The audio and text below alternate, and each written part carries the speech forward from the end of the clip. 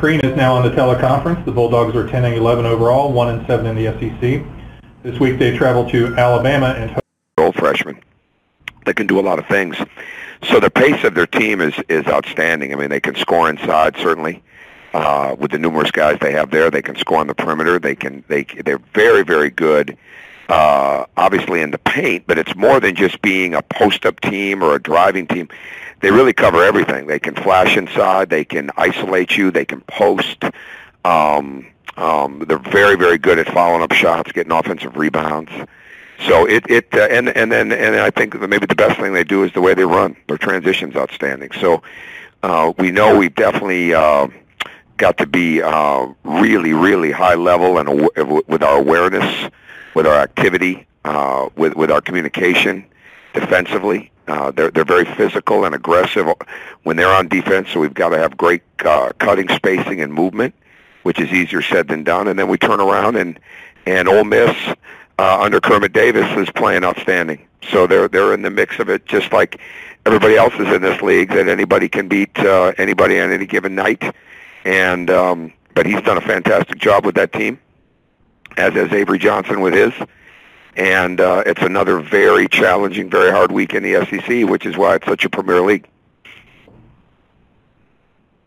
Our first question is from David Pascal of the Chattanooga Times Free Press. Hey, Tom, when you get off to a start that isn't what you want in league play, do you find yourself addressing your kids more mentally or just making sure they're still going after it each and every day? And is that any different than it was at the beginning of league play? I think the mental part is how you create energy for your team every day. I think that's the key, and they wouldn't be human if they didn't get down when they lose, and they wouldn't be human if they didn't second guess themselves once in a while. And that's the bottom line. You can't allow any of that. You can't allow anything to zap your spirit. You can't let anything create doubt. And you've just got to keep moving forward. You can't have the mood swings and things like that go with it. I mean, and I think for us, it's continuing to show them where they're getting better. It's to show them that they truly are getting better, not some make-believe part of it, but it's also being very, very honest about where we're struggling and what holds us back, and addressing those things. And because the last thing you want to do is try to give them some rah-rah fake confidence that doesn't last. You know, when it starts getting hot and heavy in a game. I mean, they've got to have some things that they can fall back on, and the only way you get that is to have really strong practices, really energetic practices, informative learning, detailed film sessions. But like I said, not at any point in time do you allow anybody to lose their spirit or to let doubt stay. It may creep in, but you got to get it out right away. And that's the bottom line, and I think that's why we'll continue to move forward in this program. You've obviously been in a lot of games that you wound up coming up short in. When you talk about things holding you back, what has you more optimistic that the second half of the SEC season can be better than the first?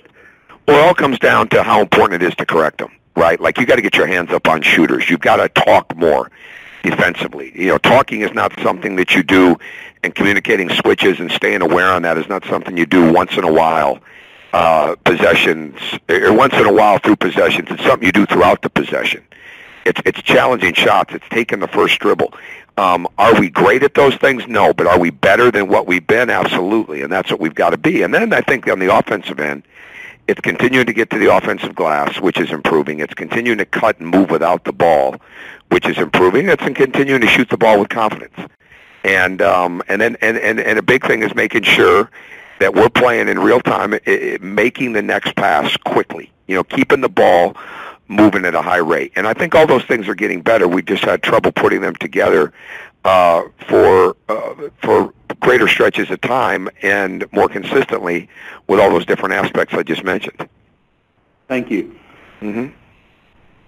Okay, next is Bob Holt of the Arkansas Democrat-Gazette. Hey, Tom, I was just wondering what you take on South Carolina after just playing them the other day. Well, I think you know that always you're going to get a very aggressive, physical, challenging defense, and they're going to play with length. They're going to make it very, very hard.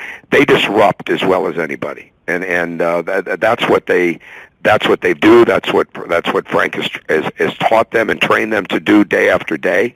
But I think the one thing that is so strong in them is how quick they can play offensively. they've got guards. It's very, very hard to harness those guys and slow them down. When you look at Gravitt and Campbell and now Lawson, they're playing very, very fast, getting up and down the court, making plays.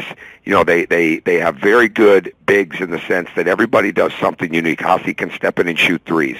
Coach and Silva certainly can do so many things, and they're probably the two best at helping each other. The two best, you know, when you use the term bookend forwards, those two would probably come to mind right now in the country because they help each other, they support each other, they play off each other's strengths, they negate each other's weaknesses, and they're both tougher than the day is long. So when you have that, and then you add that speed in the backcourt, and which is so hard to slow down and get under control, and then when they're shooting the way they did the other day, they're really, really hard to deal with. But the speed of their team is you know, obviously that's the first year in the league, but I don't know how Frank would feel about it, but I would think the speed of their team is as much as any he's probably had there.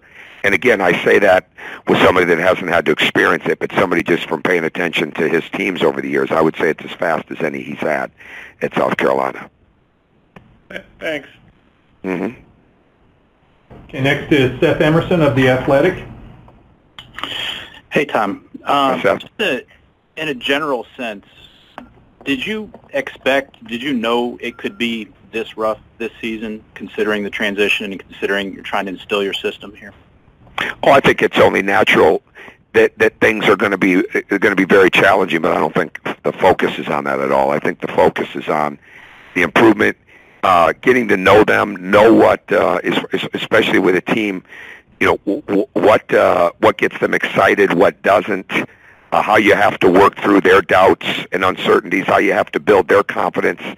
I think that's the stuff that you spend your time on, along with certainly doing everything you can do to make their individual games better and to make us better on both sides. But I've been through so many things in coaching, and when you go through what I dealt with really at Indiana early on with the rebuild that we had there, with basically having as many walk-ons as we did scholarship players, almost as many walk-ons as we did scholarship players. Nothing was really going to bother me, right, in that sense. So, you know, I always said back then, pressure to me is walking into Illinois or Michigan State or one of those places with 8 walk-ons on your team. That's pressure. This to me is something we just got to continue to build through, work through, and not focus on what it isn't, but focus on what it can become, and be very honest about what that has to be with each other inside of the program. Thanks. Mm-hmm. Hey, Coach, thank you very much for your time this morning. Thank you.